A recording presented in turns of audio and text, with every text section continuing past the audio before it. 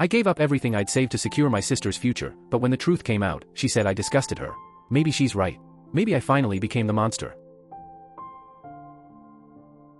I never thought I'd be the kind of person who let my family grind me down. I always prided myself on working hard, saving smart, and not wasting my money on people who didn't deserve it. At least, that's what I believed, until my parents started their campaign. It began right after my sister Melissa got married. My parents sat me down at their kitchen table like it was some kind of intervention. My mom folded her arms and said, "Melissa and Nick need a house. They're starting a family. It's time you step up." Just like that, no request, no discussion, just an order. I laughed at first. They can rent like everybody else, I told them. But my mom rolled her eyes. And waste money on rent? With a baby on the way? Dad leaned in, voice low and heavy, either they move in with you, or you help them. Be a man about it. I shook my head. Not my responsibility. They made their choices. That should have been the end of it. But that was my first mistake, thinking my no would actually stick. From that day on, it was constant. Guilt trips in every phone call. Paragraph-long texts from mom about family sticking together. Dad reminding me at every turn that I had money, while Melissa and Nick were just starting out. And Melissa? She never even spoke to me about it. She let them do the dirty work, like she just expected me to cave eventually. And you know what? After weeks of calls, surprise visits, even my mom crying on my couch one night saying, "I raised you better than this," I finally cracked. Not because I agreed. Not because I wanted to. But because I was exhausted. So, I did it. I bought the house. $293,000. My savings. I even paid for the furniture and repairs. It wasn't a mansion, but it was beautiful, big backyard, safe neighborhood, perfect for the kid they kept using as leverage. Legally, it was mine. But in my head, it was a gift. I signed everything, lined up the paperwork, and all that was left was to hand them the keys. But while I was out of town for a few days, my parents decided they couldn't wait. They gave Melissa and Nick the keys behind my back.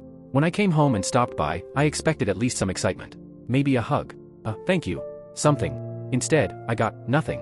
They were unpacking, setting up furniture, too busy to look at me. Melissa mumbled, "We're still getting settled." Nick barely glanced up. I stood there like an idiot, waiting for someone to acknowledge what I'd done. Nobody did.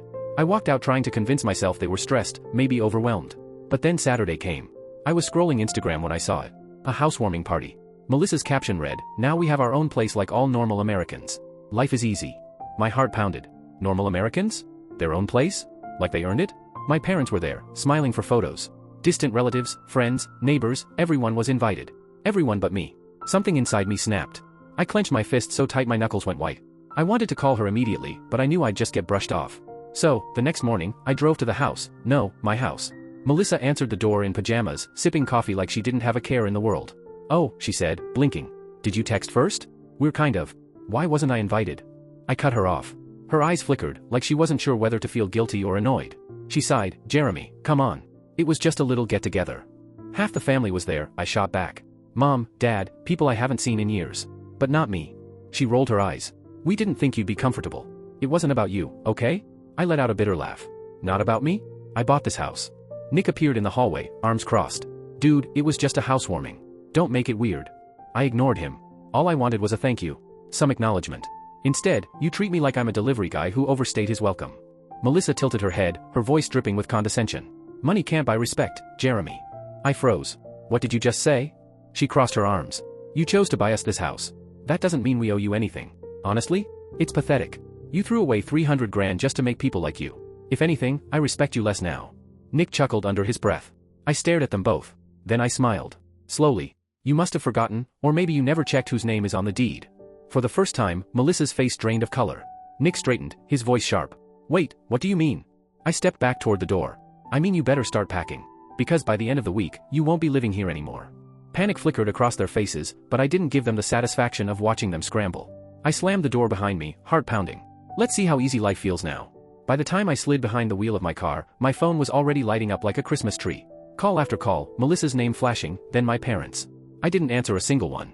I just sat there for a second, letting myself savor the image of them scrambling inside, realizing their little fairy tale was about to crumble. It didn't take long for the storm to follow me home. Barely an hour later, I was sitting on my couch when bang, bang, bang. Shook my front door. I didn't even need to check the peephole. I knew. I opened it, and there was my mom, arms flailing, eyes wide, like I'd just announced I was selling her kidneys on the black market. She shoved past me before I could even speak, screeching, "You can't do this, Jeremy." My dad followed, quieter but with the same look of disbelief stamped on his face. I closed the door slowly, crossed my arms, and said evenly, "Actually, I can." Mom whirled around. "Where are they supposed to go? They have a baby on the way. Do you ever think before you act?" I raised an eyebrow.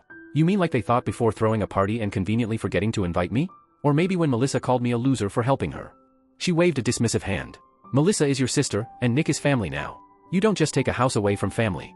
I laughed, an ugly, sharp laugh I didn't even recognize coming out of my own throat. That's funny. Because when you pressured me into buying it, you made it very clear it wasn't my house anymore. But now that I'm selling it, suddenly it's mine again? Interesting. Dad finally stepped forward, voice firm but tired. Son, be reasonable. You already spent the money. What's done is done. Just let it be. I looked at them both and felt it settle over me like a cold truth. They weren't angry at Melissa. They weren't mad at Nick. No, in their eyes, I was the villain. For daring to stand up for myself. For daring to say, enough. No, I said, shaking my head. I'm done being the family ATM. They're moving out this week, or they're dealing with a realtor. Mom gasped, clutching her chest like I'd just admitted to a crime against humanity. You're evicting your pregnant sister? She did it to herself, I shot back. She could have been grateful. She could have respected me. But instead, she spat in my face. Now she can find out what that costs. She turned desperately to my dad. Say something. He sighed heavily, rubbed his forehead. Jeremy, do you really want to create this kind of tension in the family? My jaw tightened. You created this. You and Mom. You cornered me, guilt-tripped me until I gave in. And now that I'm finally taking control, suddenly I'm unreasonable. My mom's voice dropped, low and cold. If you do this, you'll tear this family apart. I locked eyes with her. Then consider it torn. She flinched like I'd slapped her. Dad clenched his jaw, but neither said another word. I walked to the door, pulled it open, and gestured out. If you're done trying to make me feel guilty, you can leave now. I've got a house to sell. Mom cried as she brushed past me. Dad shook his head in disappointment, but I felt nothing. For years, they treated my savings like it was family property. Like I was supposed to bankroll everyone else's dreams. Not anymore. Melissa and Nick had a week. And I wasn't bluffing. Less than 2 hours later, there was another knock. Softer this time. When I opened the door, Melissa was there, mascara smudged, arms wrapped around herself, playing the part of the pitiful sister. Jeremy, please, she whispered. I leaned against the doorframe. Please what? Her eyes glistened. I know I said things I shouldn't have. I was just stressed. You know how pregnancy hormones are. There it was. The poor pregnant woman card. I folded my arms. So when you called me a loser and laughed at me for helping you, that was just hormones? She nodded quickly. Yes. I didn't mean any of it. I was overwhelmed. With the move, the baby, everything. I really do appreciate what you did for us. I tilted my head. Funny. You've never actually said that before. Her lip quivered. You can't kick us out. We have nowhere to go. I shrugged. Not my problem. I'm sure Mom and Dad will take you in. Her face darkened instantly. They don't want us there. Then maybe you should ask them why, I snapped. Instead of expecting me to be your doormat. She let out a long, frustrated breath. Okay, fine. You want an apology? I'm sorry, Jeremy. There. I said it. I stayed silent, just staring. She blinked. What? Say what you're really sorry for. Her eyes darted. I'm sorry I didn't invite you to the party. And, for saying those things. I nodded slowly. You're sorry you got caught. You're sorry because you need something from me now. But you're not sorry for using me. You're not sorry for treating me like trash once you got what you wanted. Her mouth opened, then closed again. I smiled. 6 days left. I started to close the door, but she shoved her hand against it. Wait. Just let Nick and I rent the house from you, okay? We'll pay you every month. That way we don't have to move, and you'll still make money. I actually laughed. With what money? Nick can barely afford gas. And if you think I'm chasing you down for rent every month, you're out of your mind. Her face flushed red. I will pay you. You just have to trust me. Like how you trusted me enough to invite me to your housewarming? I said, voice dripping with sarcasm. Or how you trusted me enough not to trash me behind my back the second you moved in. Her eyes flicked sideways. Nothing. That was my answer. I shoved the door closed. Less than a minute later, my phone buzzed. A text from Melissa. Selling the house doesn't make you less of a loser. You'll always be alone, Jeremy. Enjoy your money. I grinned, tossed my phone onto the table, and leaned back. We'll see how smug she feels in a few days, when she's carrying her boxes back into Mom and Dad's house. By Saturday, I already knew what I was going to do. I got up, grabbed a coffee, and drove over, not to help, not to argue, but just to watch the circus play out.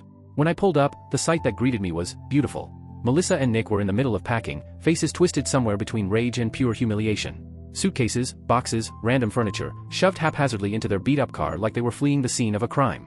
And of course, there were my parents. Standing off to the side, arms crossed, glaring at me like I was the villain of the story. Not 1 ounce of that fury directed at Melissa or Nick. No, just me. I leaned against my car, arms crossed, and called out casually, "Need some help?" Melissa snapped her head up and glared at me with enough venom to drop a horse. "Go to hell, Jeremy." I smirked. "You sure? I mean, I helped you move in. Seems only fair I help you move out." Nick slammed the trunk so hard I thought it might pop off its hinges. His face was red, jaw clenched. "This is..." I cut him off with a shrug. "What else did you expect?" He spun toward me, chest heaving. "We're your family, man. Who the hell kicks out their own pregnant sister?" I raised a finger.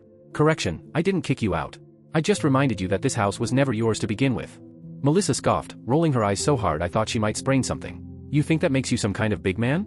You think you won? I tilted my head, calm as ever. No. I think I finally stopped being an idiot, if that's what you mean. That was when Mom finally broke her silence. Her arms were crossed so tightly it looked like she was trying to keep herself from lunging at me. Her voice was ice. I hope you're happy, Jeremy. I hope this was worth it. You humiliated your own sister. You turned your back on your family. I raised an eyebrow. See, that's where you've got it backwards. You all turned your backs on me the second I stopped being useful. Dad muttered under his breath, shaking his head. Pathetic. I couldn't help it, I laughed. Loud and bitter. Pathetic? That's rich. I didn't beg and manipulate someone into buying me a house. I didn't throw a party in a place I didn't pay for and act like I earned it. And I sure as hell didn't insult the one person who made it all possible. Melissa rolled her eyes again. Oh my God, just shut up. You love playing the victim, don't you? I stared at her for a long moment, then chuckled. You know what? I really don't. But I do love watching karma do its work. Nick kicked one of the boxes so hard it tipped over. This is so stupid. Agreed, I said with a smile. You two had it made. Free house. Fresh start. All you had to do was show a little basic respect. But no, even that was too much effort. Melissa clenched her teeth. You're so petty. I shrugged. You're right. I am petty. But let's be honest, you earned this. Mom finally stepped forward, her voice tight. Melissa, Nick, let's just go. He's made his choice. Let him rot alone in his empty house. I grinned. Oh, don't worry, it won't be empty for long. I already have buyers lined up. That stopped them cold. Melissa's face twisted in disbelief. You're really selling it? Yep, I said, leaning back against my car. Should be off my hands in no time. She opened her mouth, but nothing came out. There was nothing left to say. A few minutes later, they were gone. Their car sagged under the weight of boxes and bitterness as it rolled down the street, headed straight back to Mom and Dad's. I let out a long breath, feeling the last of their drama lift off my shoulders. For years, I'd been the reliable one, the responsible one, the one who could always be counted on. But today? Today, I was just me. A week after Melissa and Nick got hauled back to my parents' house, my phone rang.